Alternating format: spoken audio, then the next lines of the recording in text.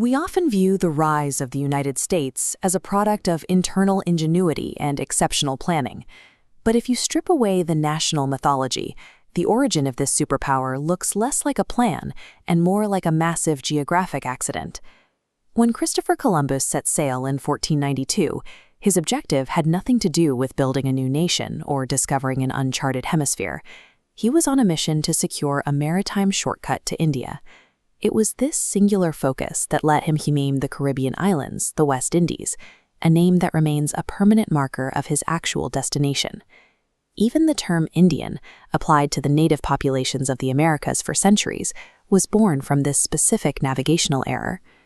This suggests a link that often goes overlooked, that the opening of the American chapter was actually a byproduct of Europe's desperate, centuries-long obsession with reaching the Indian subcontinent.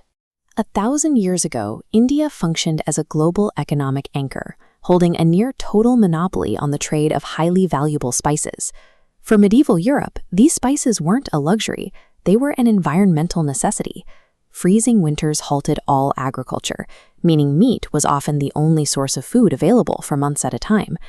Because of their chemical properties, Indian spices were the primary preservative to keep that meat edible. Without them, surviving the European winter became a much more precarious prospect. This map illustrates the primary trade route of the era.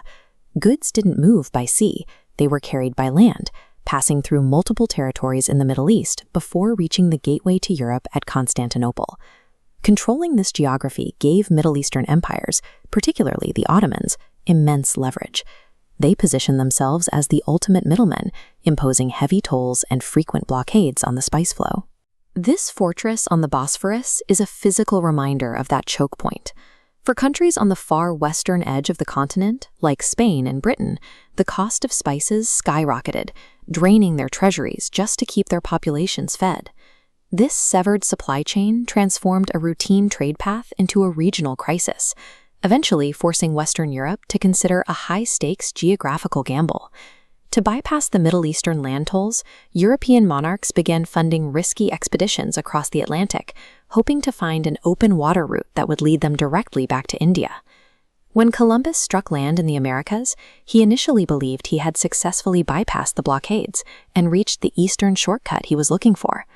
But as it became clear that this was a separate, massive landmass, the European strategy shifted.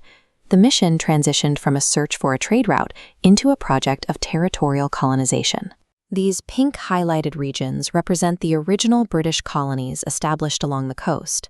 Their primary purpose was to secure and harvest the resources of the land. To accelerate production on these territories, European powers began importing enslaved labor from Africa, creating a massive forced workforce to power the new colonial economy.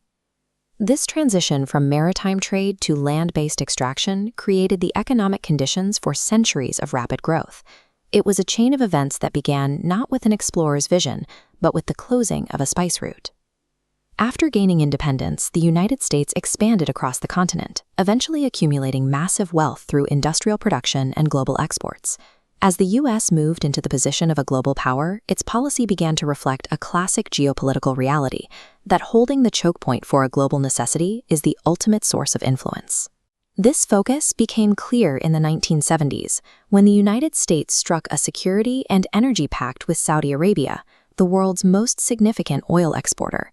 The core of this agreement was the creation of the petrodollar, a system that required the global oil market to function almost exclusively in U.S. currency. This flowchart shows how the system creates universal demand. Because oil is a global requirement, every nation was effectively forced to buy U.S. dollars just to power their own economies. The result was a mandatory financial toll on the world's energy supply. By positioning its currency as the only gateway to oil, the U.S. secured a level of financial dominance that mirrored the leverage once held by those who controlled the Silk Road. Looking back, the history of this supremacy is less about a single nation's exceptionalism and more about a series of geopolitical moves that began centuries ago with a desperate search for the riches of India.